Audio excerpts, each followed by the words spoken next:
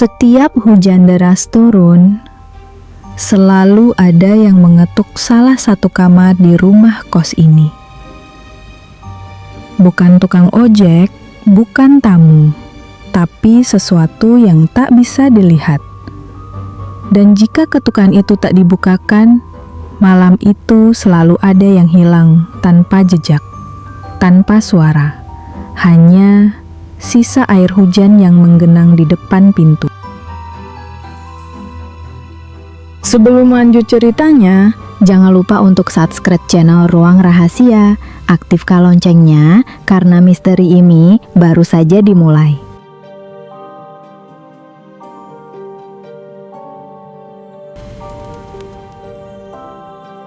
Nama aku Naya. Udah 2 minggu ini aku pindah ke sebuah rumah kos di daerah Cipadung. Lokasinya agak masuk ke dalam gang dan bangunannya cukup tua, tapi sepi dan harga sewanya murah. Aku tinggal di kamar nomor 5, di lantai atas paling pojok. Hari pertama aku masuk, Bu Ratna, pemilik kos, bilang sesuatu yang agak aneh.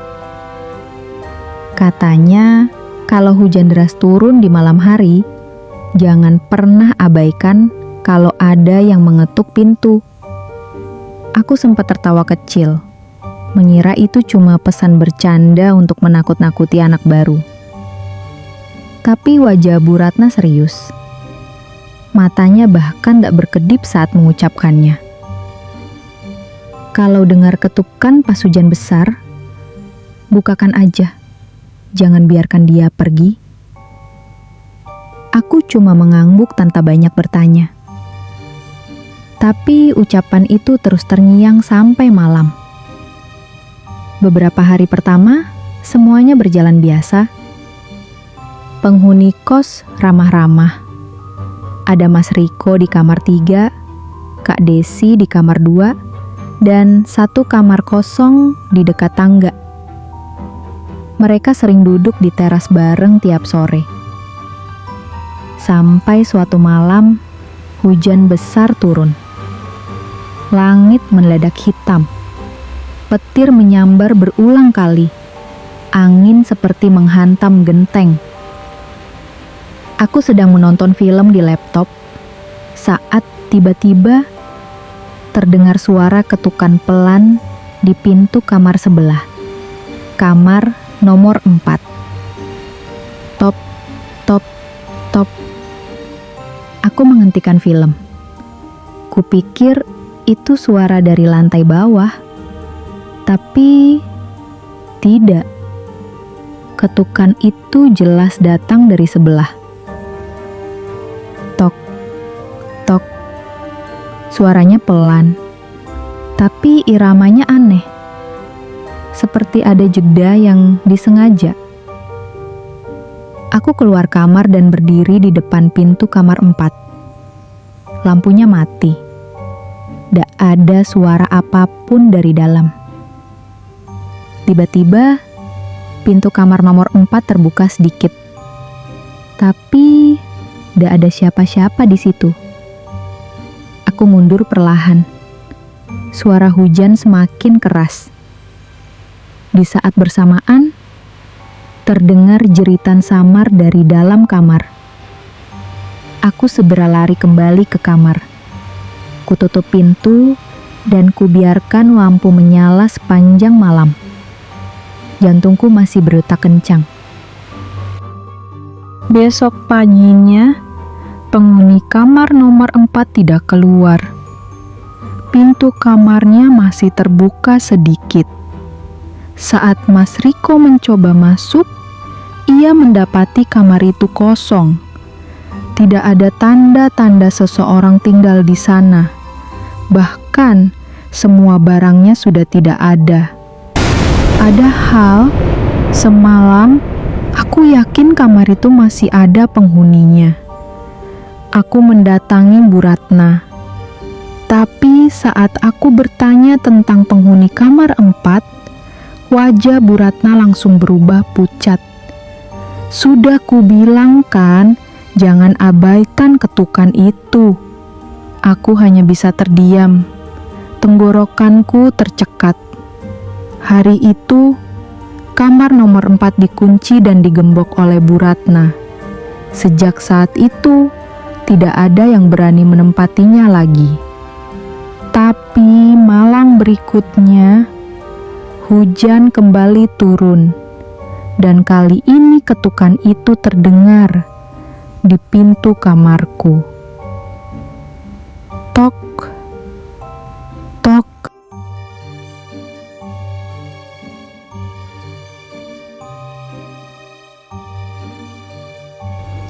Tok, tok, tok. Aku duduk mematung di atas kasur. Suara hujan deras masih mengguyur genting dengan keras, tapi ketukan itu terdengar begitu jelas di tengah bisingnya malam.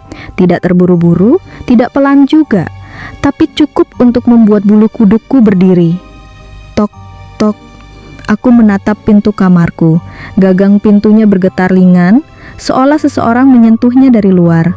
Aku ingin bersuara, tapi tenggorokanku kering. Rasanya sulit sekali bernapas.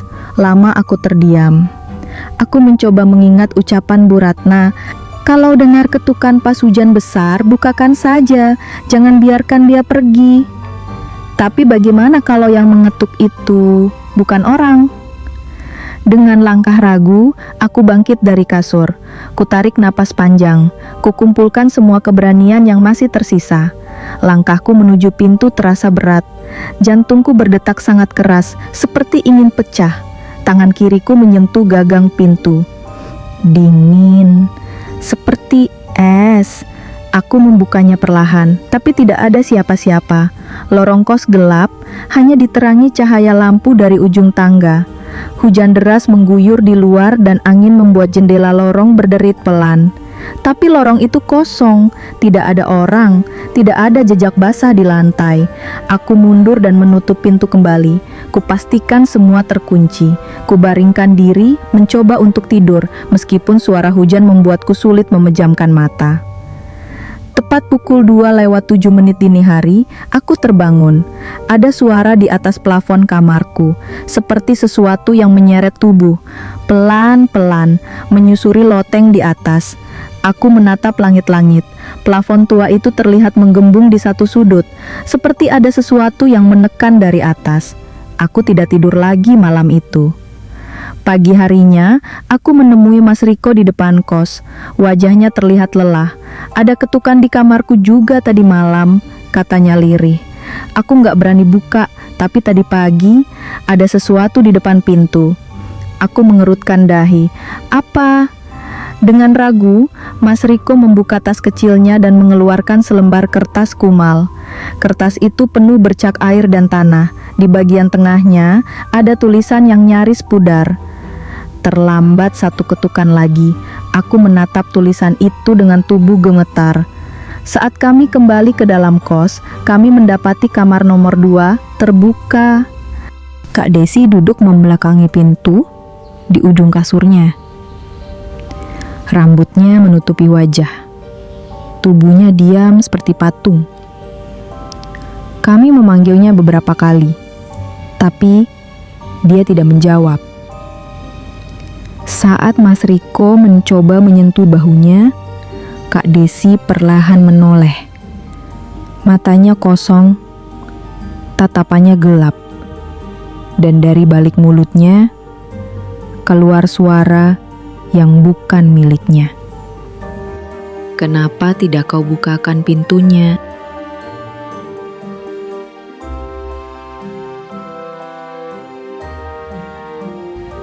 Aku mundur beberapa langkah saat melihat wajah Kak Desi berubah. Suara yang keluar dari mulutnya berat, serak, dan dingin. Bukan suara perempuan. Mas Riko mematung di tempat, matanya membelalak. Tangannya yang semula ingin memegang bahu Kak Desi, kini gemetar di udara. Kak Desi, panggilku pelan, tapi dia tidak menjawab. Wajahnya tetap menunduk, rambut hitamnya menjuntai. Tapi tubuhnya perlahan berdiri sendiri. Kakinya kaku seperti digerakkan oleh tali. Ada yang tidak beres. bisik Mas Riko. Aku mengangguk. Kami mundur bersama-sama keluar dari kamar itu. Bu Ratna yang melihat dari ujung tangga segera berlari ke arah kami. Saat melihat Kak Desi, wajah Bu Ratna langsung berubah. Dia kena, gumamnya pelan. Bu Ratna mengambil sesuatu dari saku baju dasternya, sebuah botol kecil berisi cairan bening. Ia membuka tutupnya, lalu melemparkan cairan itu ke lantai kamar nomor 2, tepat di depan Kak Desi. Saat cairan itu menyentuh lantai, terdengar suara mendesis seperti air yang menyiram bara. Kak Desi menjerit keras. Tubuhnya gemetar hebat, lalu roboh ke lantai dengan napas tersengal.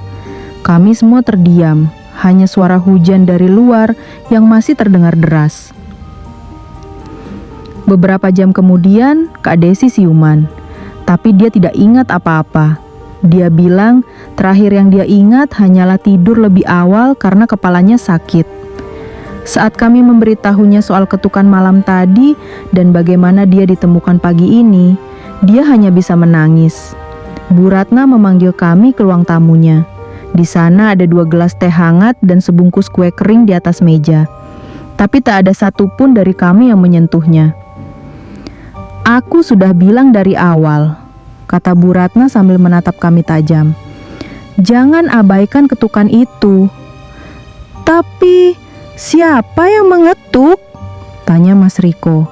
Bu Ratna terdiam sejenak, lalu menghela napas panjang. Dulu ada seorang mahasiswi yang tinggal di kamar nomor 6, namanya Sari. Dia pendiam dan jarang bergaul. Suatu malam, saat hujan besar, dia keluar kamar untuk mengambil jemurannya. Tapi dia tidak pernah kembali. Aku dan Mas Riko saling pandang. Mayatnya ditemukan 2 hari kemudian di loteng, gantung diri. Tapi yang aneh, tidak ada satupun dari penghuni kos yang mendengar suara apapun malam itu. Tidak ada teriakan, tidak ada tanda-tanda dia naik ke atas. Dan sejak saat itu, lanjut Bu Ratna, tiap kali hujan besar turun, seseorang akan mendengar ketukan. Selalu dimulai dari kamar kosong, lalu berpindah ke kamar lain. Kalau tidak dibukakan, selalu ada yang hilang. Atau lebih buruk dari itu. Mas Riko menelan ludah. Aku memeluk diriku sendiri. Kamar nomor 4 itu, bisikku. Iya, sahut Bu Ratna. Kamar itu dulunya milik Sari. Tiba-tiba, listrik padam. Lampu seluruh rumah kos mati bersamaan. Suara hujan menggema lebih nyaring. Dan dari lorong yang gelap, terdengar suara langkah pelan. Satu persatu. Mendekat. Kemudian, tok, tok, tok.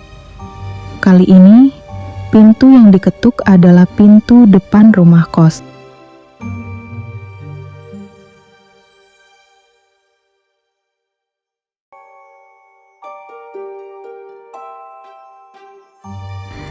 Tok, tok, tok. Kami bertiga diam. Nafas tertahan. Mata saling menatap dalam gelap. Pintu depan rumah kos diketuk lagi. Kali ini lebih keras. Tok, tok, tok. Mas Riko berdiri, menyalakan senter dari ponselnya. Cahaya kecil itu memantul di dinding ruang tamu yang lembab. Aku berdiri di belakangnya, sementara Bu Ratna mengambil sesuatu dari balik lemari, sehelai kain putih dengan sulaman huruf Arab yang samar. Kami berjalan pelan ke arah pintu depan. Suara hujan di luar seakan semakin menggila. Ketika kami sampai di depan pintu, ketukan itu berhenti. Mas Riko menempelkan telinganya ke daun pintu. Sunyi. Dengan ragu, ia membuka kuncinya. Engsel pintu berderit pelan. Angin dingin langsung menyusup ke dalam. Tapi tidak ada siapa-siapa di sana. Tapi lantai teras basah oleh jejak kaki. Ukurannya kecil, seperti kaki perempuan. Jejak itu mengarah ke dalam rumah kos. Dia sudah masuk, gumam Bu Ratna. Aku mundur perlahan. Dada sesak oleh rasa takut yang tidak bisa dijelaskan. Kami mengikuti jejak kaki itu yang menuju ke arah tangga. Lalu menghilang begitu saja di anak tangga ketiga. Bu Ratna membisikkan sesuatu. Kata-kata yang asing. Bibirnya bergetar cepat. Tiba-tiba, dari arah loteng terdengar suara kayu retak. Kami semua menoleh ke atas. Ada sesuatu yang bergerak di balik plafon. Sesuatu yang menyeret tubuh. Lalu terdengar suara lain. Tangisan. Lirih. Putus asa. Aku memejamkan mata. Tangisan itu bukan dari manusia yang utuh. Ada getar dingin di dalamnya. Rasa kehilangan. Rasa dendam. Kita harus naik ke loteng, kata Bu Ratna. Aku dan Mas Riko menatapnya tak percaya. Kalau tidak, semua kamar akan kena gilirannya. Suatu saat, dia akan mengetuk semuanya. Dengan langkah gemetar, kami bertiga naik tangga. Setiap anak tangga terasa seperti menginjak es. Di ujung lorong lantai atas ada pintu kecil ke arah loteng. Terkunci. Tapi saat Bu Ratna menyentuh gagangnya, pintu itu terbuka sendiri. Sebuah bau busuk menyeruak keluar. Campuran debu, tanah, dan sesuatu yang membusuk. Cahaya senter Mas Riko menyapu ruangan sempit itu. Di sudut loteng ada sesuatu. Seseorang berdiri membelakangi kami. Rambutnya panjang menjuntai, dan gaunnya robek-robek seperti kain kafan basah. Dia tidak bergerak. Lalu perlahan, kepalanya berputar ke arah kami. Tapi tubuhnya masih membelakangi. Mata itu menatap kami terbalik. Hitam, dalam, tidak berkedip. Sudah kubilang, katanya pelan. Satu ketukan lagi.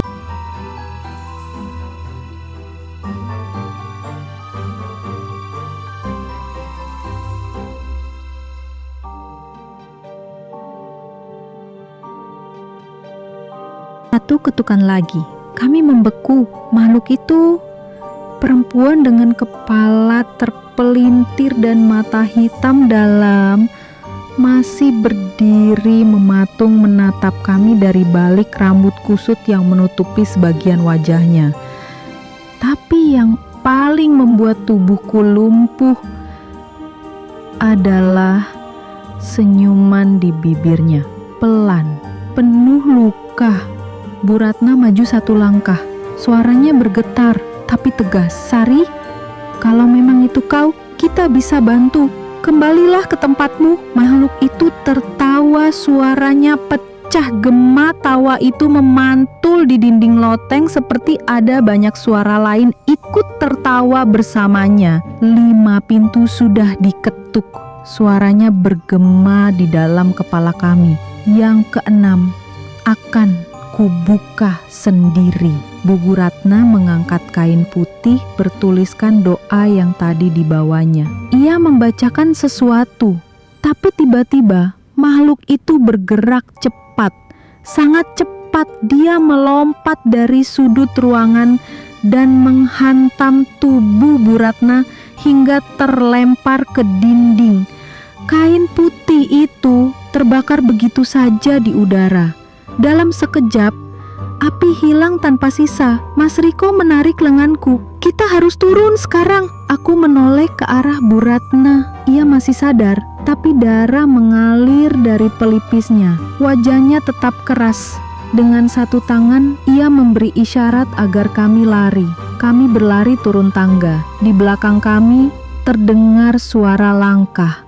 Bukan satu, tapi banyak. Seperti ada lebih dari satu sosok yang kini berjalan di lorong atas. Suara-suara berat mulai terdengar. Tangisan, geraman, bahkan bisikan asing yang tidak bisa kupahami. Kami berlari ke kamar Mas Riko. Ia mengunci pintunya lalu menutup semua jendela dengan lemari. Nafas kami tersengal. Apa yang terjadi? Bisiknya. Kenapa ini semua jadi makin parah? Aku menatap layar ponselku. Pukul 2.58 dini hari. Dan saat itu juga, tok, tok, tok, kami saling menatap. Kali ini bukan dari depan pintu, tapi dari dalam lemari di kamar Mas Riko. Tok, tok. Lemari kayu tua itu bergoyang pelan seperti ada sesuatu di dalamnya. Aku mundur perlahan, mataku tak lepas dari gagangnya yang bergetar. Mas Riko meraih tongkat pel lantai yang ada di sudut ruangan. Ia mendekat perlahan dan dengan satu gerakan cepat membuka pintu lemari. Kosong, tidak ada apa-apa di dalamnya. Hanya tumpukan baju lusuh dan beberapa sepatu. Tapi saat kami menghela napas lega, terdengar suara tawa dari bawah tempat tidur. Seseorang atau sesuatu sedang berbaring di sana. Dan ia mulai menyanyikan lagu anak-anak dengan suara pelan yang sangat dingin.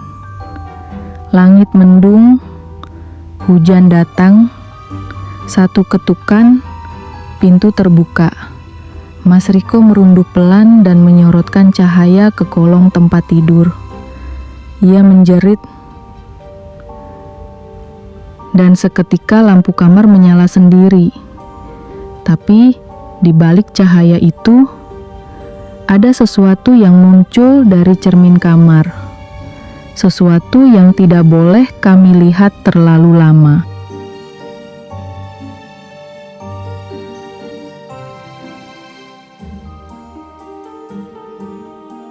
Cermin yang terbalik. Cermin di kamar Mas Riko tiba-tiba berembun, seperti ada hembusan napas dari dalamnya. Padahal tidak ada siapa-siapa di depan cermin itu. Kami terpaku, menatap bayangan kami sendiri yang mulai terlihat kabur, lalu berubah. Bayangan Mas Riko tidak lagi mengikuti geraknya. Bayangan itu tersenyum meski ia sendiri ketakutan. Aku bisa melihat jelas, senyum yang tidak alami, senyum yang terlalu lebar, dengan mata yang tidak berkedip. Seketika bayangan itu mengangkat tangannya sendiri dan mengetuk permukaan cermin dari dalam. Tok, tok, tok. Aku mundur sambil menahan napas. Tapi Mas Riko tidak bergerak. Tatapannya kosong, seperti ditarik oleh sesuatu dari dalam cermin. Aku seperti ditarik, bisiknya. Tangannya mulai gemetar, lalu bergerak perlahan menuju cermin. Aku meneriakinya, tapi suaraku seperti tertelan oleh suara hujan yang kini terdengar semakin deras, seperti disiram dari langit yang sangat dekat. Cermin itu mulai bergetar, permukaannya mengalir seperti air, dan dari balik kabutnya muncul tangan pucat, jemarinya panjang, hitam di ujungnya. Tangan itu menembus permukaan cermin dan meraih lengan Mas Riko. Aku menarik tubuhnya sekuat tenaga, tapi genggaman dari dalam cermin lebih kuat. Saat itu, Bu Ratna muncul di pintu kamar. Wajahnya pucat, penuh luka, tapi matanya penuh tekad. "Jangan bantu dia keluar!" teriaknya sambil menunjuk ke arah cermin. Aku menoleh. Tangan yang tadi menarik Mas Riko, bukan menariknya ke dalam, tapi justru mencoba keluar. Tangan itu bukan milik manusia. Bu Ratna melemparkan sesuatu ke arah cermin. Sebuah kaca kecil berbentuk bulat yang tampaknya telah dilapisi sesuatu. Saat kaca itu menyentuh permukaan cermin besar, terdengar ledakan kecil. Cermin pecah. Pecah bukan ke lantai, tapi ke dalam. Seperti lubang yang terbuka ke kegelapan. Tangan itu terseret kembali ke dalam, sambil mencakar udara, lalu menghilang. Mas Riko jatuh tersungkur di lantai. Wajahnya pucat, tubuhnya basah keringat. Dia mencoba keluar lewat pantulan, ujar Bu Ratna. Cermin, air, apapun yang bisa memantulkan bayangan, dia akan gunakan semuanya. Aku menggigit bibir, kepalaku berdenyut keras. Bu Ratna berjalan ke arah kami dengan langkah tertatih. Kita harus mengakhiri ini, tidak bisa terus menunggu ketukan datang. Kita harus ke sumbernya. Aku dan Mas Riko saling pandang. Sumbernya? Bu Ratna membuka dompet kecilnya, mengeluarkan sesuatu seperti peta, kertas tua, warnanya kecoklatan, bergambar denah rumah kos. Termasuk bagian yang tidak kami kenali. Ada satu ruang di bawah rumah ini, terkubur, terkunci puluhan tahun. Ruang apa itu? Tanya Mas Riko pelan. Bu Ratna menatap kami dalam-dalam. Matanya redup. Tempat di mana semuanya dimulai.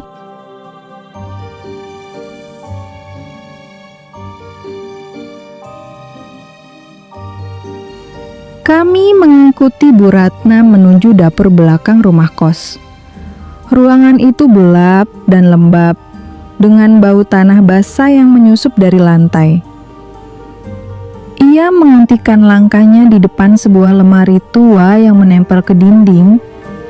Perlahan ia menariknya ke samping. Di balik lemari itu, ada sebuah pintu kayu. Tidak terlalu besar, tapi cukup untuk dilewati satu orang dewasa. Pintu itu penuh goresan, seperti bekas cakaran, entah dari manusia atau bukan. Bu Ratna menempelkan telapak tangannya di pintu. Ia berbisik pelan, mengucapkan sesuatu yang lirih. Hawa dingin langsung menyergap kulitku. Aku tidak pernah buka ini sejak peristiwa Sari, bisiknya. Lalu kenapa sekarang? Tanyaku. Bu Ratna menatap kami. Karena ia tidak lagi hanya mengetuk. Dia mencoba masuk. Dengan suara berderit berat, pintu itu terbuka. Di baliknya terlihat tangga menurun ke bawah tanah. Tidak ada cahaya, hanya gelap pekat yang seakan menelan semua suara. Kami menuruni tangga perlahan. Hanya diterangi cahaya dari ponsel Mas Riko. Dinding di sisi kanan penuh coretan. Sebagian tulisan, sebagian lagi gambar-gambar yang sulit dijelaskan. Wajah-wajah aneh, mata, tangan, simbol yang tidak kami mengerti. Akhirnya kami sampai di dasar. Ruangan itu kecil, hanya sekitar 5 kali 5 meter. Di tengahnya ada sebuah sumur tua, tutupnya dari kayu, diikat dengan rantai berkarat. Bu Ratna mengambil kunci kecil dari lehernya. Ia membungkuk, lalu membuka rantai itu. Ini bukan sumur biasa, katanya. Dulu, sebelum jadi rumah kos, tempat ini pernah jadi tempat ritual. Ada seorang perempuan yang dianggap tidak pantas tinggal di dunia. Mereka bilang ia punya mata malam, bisa melihat makhluk-makhluk dari sisi lain. Aku menatap ke arah sumur yang gelap. Bau amis menyengat dari dalamnya. Mereka tidak membunuhnya, lanjut Bu Ratna. Mereka mengurungnya hidup-hidup di dasar sumur ini. Seketika suara ketukan terdengar. Tek, tek, tek dari dalam sumur. Kami membeku, tapi suara itu disusul oleh suara lain. Suara tangis, pelan, tapi terdengar sangat dekat. terlalu dekat. Ada yang masih hidup di dalam sana, Bisik Mas Riko. Tiba-tiba, tutup sumur bergerak sendiri. Tanpa angin, tanpa tangan. Kami mundur bersamaan, menatap dengan napas tercekat.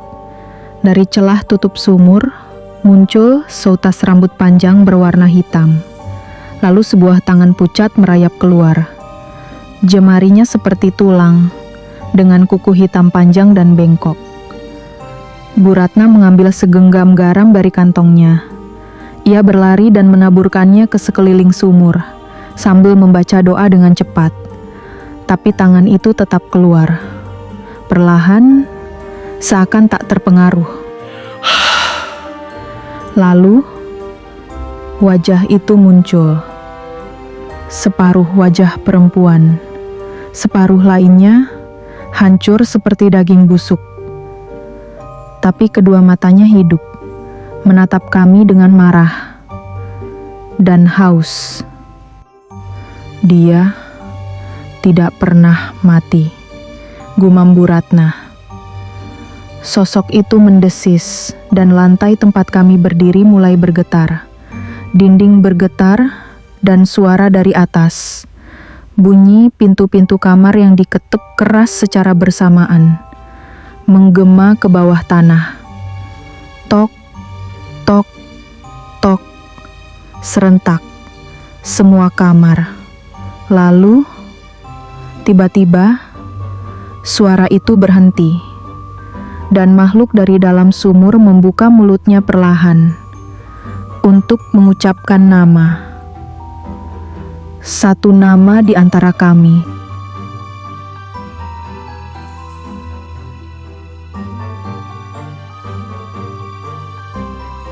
Rasanya, waktu berhenti saat makhluk itu mengucapkan namanya. Riko. Suara itu parau, lirih, tapi menggema seperti seruan dari dalam liang kubur. Tubuh Mas Riko menegang. Ia mundur perlahan. Matanya menatap wajah hancur itu tanpa bisa berkedip. Aku gak kenal dia, bisik Mas Riko. Tapi, dari nada suaranya aku tahu ada sesuatu yang ia sembunyikan. Makhluk itu tertawa kecil. Tawanya pelan, lalu berubah menjadi jeritan panjang yang mengguncang dinding ruang bawah tanah. Suara jeritan itu menyusup ke tulang, membuat kami menutup telinga dengan gemetar. Bu Ratna menarik Mas Riko ke belakang. Ia bergegas menggambar lingkaran pelindung di lantai dengan garam dan benang merah yang ia bawa dari tas kecilnya. Aku bisa menahan dia. Sebentar saja. Tapi setelah ini, kalian harus pergi dari sini. Semua harus dibongkar. Rumah ini, lantai ini, bahkan tanahnya. Aku tak bisa berkata apa-apa. Dadaku sesak. Tapi saat kulihat wajah Bu Ratna, aku tahu ia sudah siap untuk menanggung sesuatu yang kami tidak sanggup. Mas Riko meraih tanganku.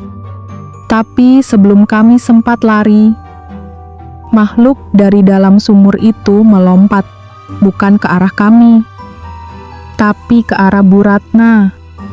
Tubuhnya mencengkram wajah Bu Ratna, menjambak rambutnya, lalu menyeretnya ke dalam sumur. Aku berteriak, tapi hanya sempat melihat tangan Bu Ratna melambai sekali. Sebelum semuanya hilang ke dalam gelap, suasana hening, begitu cepat, begitu mengerikan. Tinggal kami berdua, Mas Riko dan aku. Aku memaksa tubuhku untuk bangkit. Meski kaki gemetar, aku menyeret Mas Riko menuju tangga. Saat kami menapaki anak tangga pertama, terdengar suara dari belakang kami. Tok tok tok, bukan dari sumur, bukan dari dinding, dari dalam tubuh Mas Riko. Ia berhenti berjalan, tubuhnya kaku. Tangannya mencengkeram perutnya sendiri, lalu dadanya. Matanya membelalak. Aku dingin banget, katanya lirih. Aku panik. Riko, jangan. Tapi ia jatuh berlutut. Dari matanya mengalir air hitam. Dari hidungnya darah segar bercampur tanah. Dan dari mulutnya terdengar bisikan yang bukan miliknya. Sudah kubilang, satu ketukan lagi. Aku mundur. Tubuhku gemetar hebat.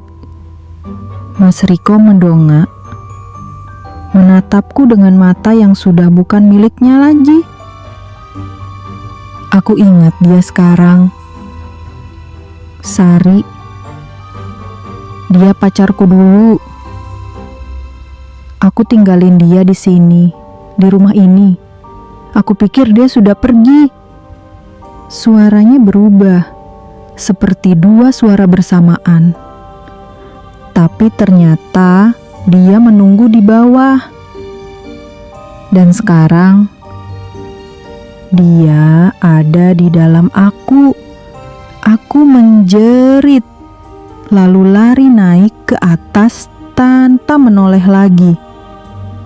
Saat aku sampai di atas, semua lampu rumah kos padam serempak.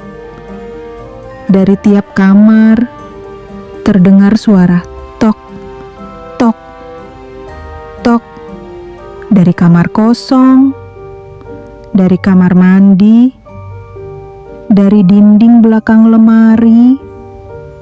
Ketukan itu terus bergema, dan di ujung lorong kulihat bayangan perempuan berdiri membelakangi cahaya. Rambut panjangnya menjuntai, dan ia mulai melangkah perlahan ke arahku.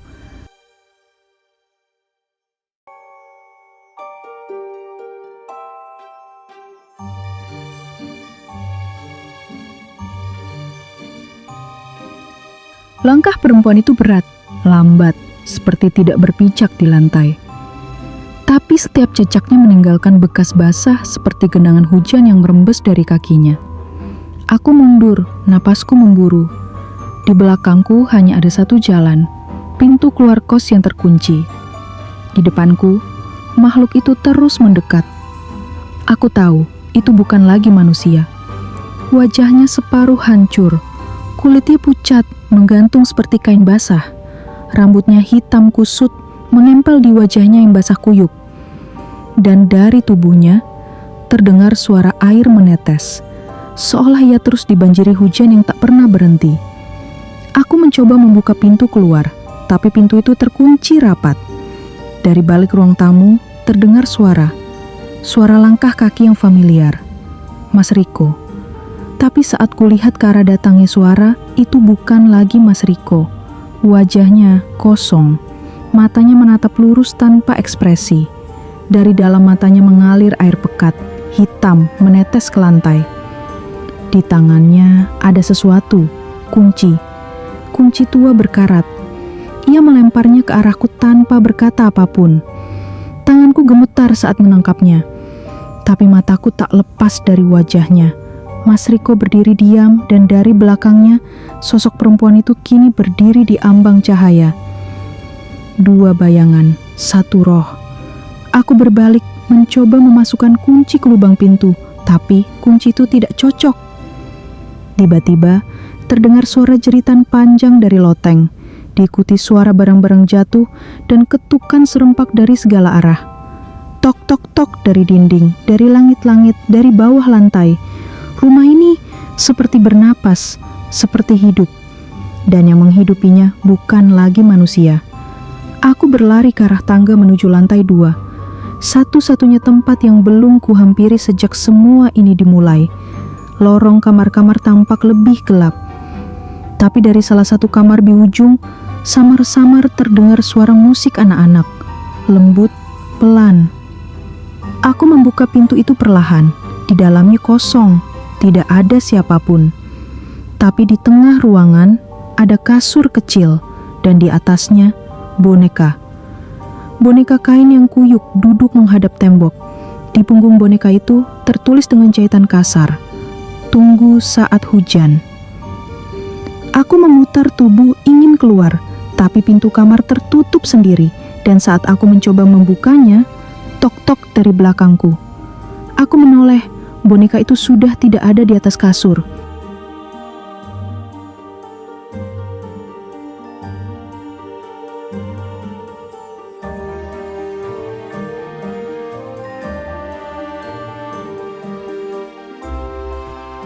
Boneka itu menghilang.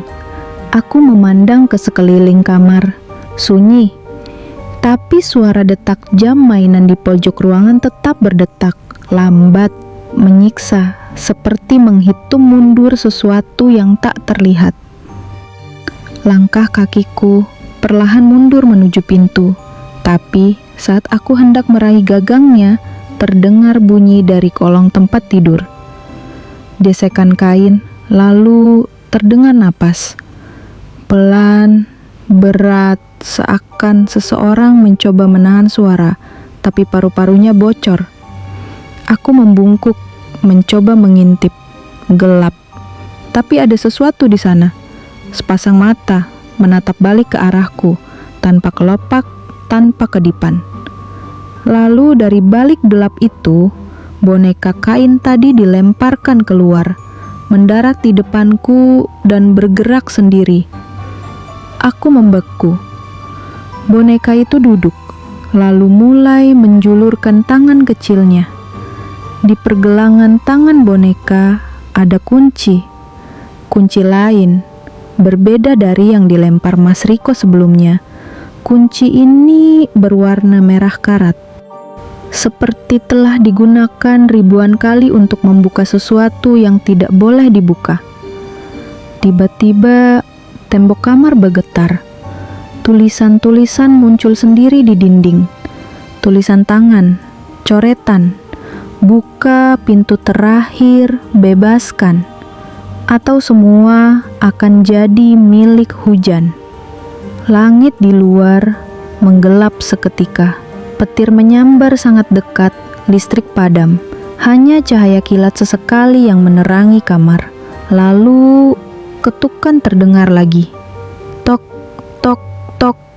Tapi kini bukan dari luar kamar, bukan dari luar rumah, melainkan dari dalam dadaku sendiri. Seperti ada sesuatu yang mencoba keluar dari dalam diriku. Aku menjerit, jatuh tersungkur, dan mendengar bisikan lirih dalam kepala. Kau satu-satunya yang belum membukakan pintu, maka mereka akan memaksamu membuka dari dalam. Aku menggigit lidahku sendiri, mencoba melawan bisikan itu. Tapi tubuhku berat, mataku ingin tertutup, dan tubuhku mulai bergerak sendiri. Tanganku mengangkat kunci yang tadi jatuh dari boneka. Kunci itu mengarah ke lantai. Lantai kayu yang retak-retak dengan satu papan mencuat sedikit. Seolah-olah ada pintu kecil yang tersembunyi di balik kamar ini. Aku membuka papan itu. Di bawahnya gelap total. Tapi ada tangga kayu kecil menurun. Dan udara basah naik ke wajahku. Hawa yang sama seperti saat kami membuka sumur di bawah. Tapi tempat ini lebih tua dan lebih dingin. Aku menuruni anak tangga, meski tubuhku terasa digerakkan oleh sesuatu. Dan saat kakiku menginjak lantai paling bawah, ada sosok berdiri di hadapanku. Sari. Wajahnya utuh seperti dulu. Tapi sorot matanya hitam, kosong, seperti tak ada jiwa di dalamnya. "Kenapa kamu gak buka waktu itu?" bisiknya. Suaranya seperti milik banyak orang, berbicara serempak di balik satu mulut. Aku mundur, tapi di belakangku muncul dinding kayu. tak bisa keluar. Sari melangkah mendekat. Tangannya terjulur dan di belakangnya satu persatu pintu terbuka. Di balik setiap pintu ada bayangan, ada wajah-wajah yang pernah tinggal di kos ini. Mereka semua telah diambil, dan sekarang mereka hanya menatap kosong. Semua mengetuk perlahan, tok, tok, tok, serentak. Aku menutup telinga, menjerit, tapi ketukan itu semakin keras. Sampai akhirnya aku membuka mata dan semua hening. Kos-kosan kembali sunyi. Aku berdiri sendirian di lorong. Tidak ada yang aneh. Tapi di dinding ada tulisan tertulis dengan darah. Tamu sudah masuk. Sekarang giliranmu mengetuk dari dalam. Lalu tanganku mulai bergerak sendiri menuju pintu terdekat dan aku mengetuk. Tok, tok, tok. Cerita telah selesai.